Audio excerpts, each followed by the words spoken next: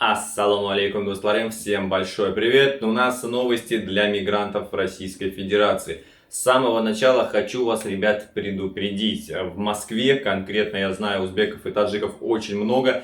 Начались рейды, не только проверка документов, но и также очень большое количество рейдов. Это масочный режим и перчатки. Ребят, будьте осторожнее, потому что за маску и за перчатки вас могут депортировать. Как сказал Вадим Каженов, 2 нарушения административных, допустим, выпишут вам за маску какой-нибудь штраф и потом еще за перчатки, и вас имеют право депортировать. Поэтому купите вы эту маску, она там стоит 3-4 рубля, перчатки, и пусть у вас всегда с собой будет в кармане, чтобы хотя бы от вот этих масочных режимов у вас не было проблем. Также, друзья, поговорим, еще один документ на 10 лет вводят для мигрантов. Помимо патента нужно будет еще оформлять и этот документ. Ну и еще много всего интересного, поэтому ставьте лайки, подписывайтесь на канал Планета УЗ. Ну а мы начинаем. Друзья, официальная доставка из Российской Федерации в Узбекистан Cargo 3 семерки ждет вас. Сборно-разборный груз можно доставить из Москвы в любой город Узбекистана очень быстро и надежно. Вы получаете договор и знаете, что точно доедет ваш груз. Все, что нужно сделать, позвонить по данному номеру телефона, и уже в ближайшее время ваш груз приедет в родной Узбекистан. Звоните прямо сейчас, номер телефона вы видите на экране. Майские праздники и нерабочие дни в столичном транспорте усиленно будут следить за тем, носят ли пассажиры маски и перчатки. Наличие средств защиты проверять будут более 1000 контролеров, почти в 1,5 раза больше, чем в обычные выходные. И в метро, например, будут проверять не только на входе, но и на перронах, а также в вагонах. Мигрантов обяжут получать единый электронный документ для нахождения в Российской Федерации. Несколько дней назад эта новость только вышла, и каждый день она постоянно у нас висит на глазах. МВД обяжет всех мигрантов получать единый электронный документ для длительного нахождения в России.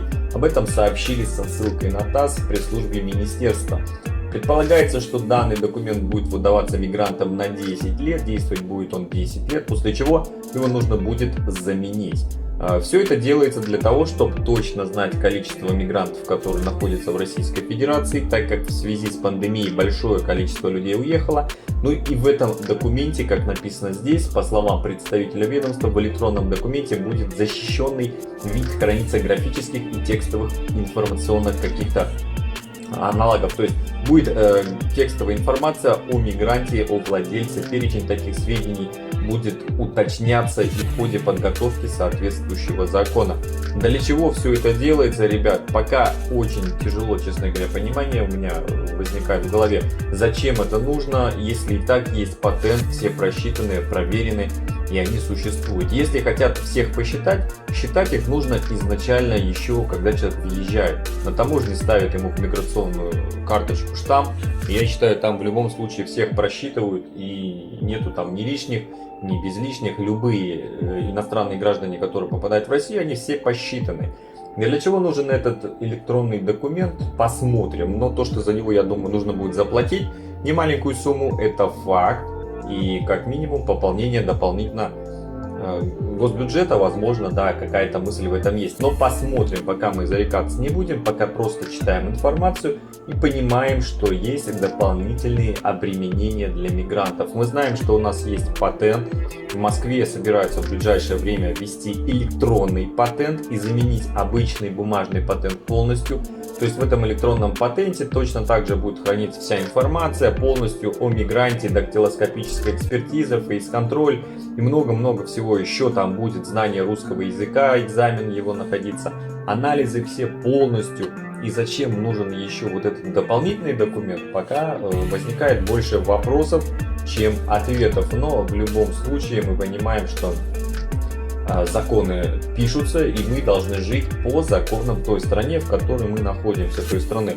Если находимся мы в Узбекистане, мы подчиняемся законам Узбекистана. Если находимся в России, подчиняемся законам России. Работаем, соблюдаем все законодательные базы, и я думаю, все будет хорошо. Ну и, конечно, на канале Планета УЗ, друзья, мы будем постоянно новые законы вам рассказывать, когда он будет вступать в силу, когда он не будет вступать в силу. Ну и про электронный патент, что вы думаете, поможет ли он мигранту как-то в ближайшем в будущем или нет, пишите в комментариях. Но я вот знаю одно: за год существования канала Планета УЗ, даже уже за 1,5, мы нашли около 3-4 паспортов, патентов, водительских удостоверений.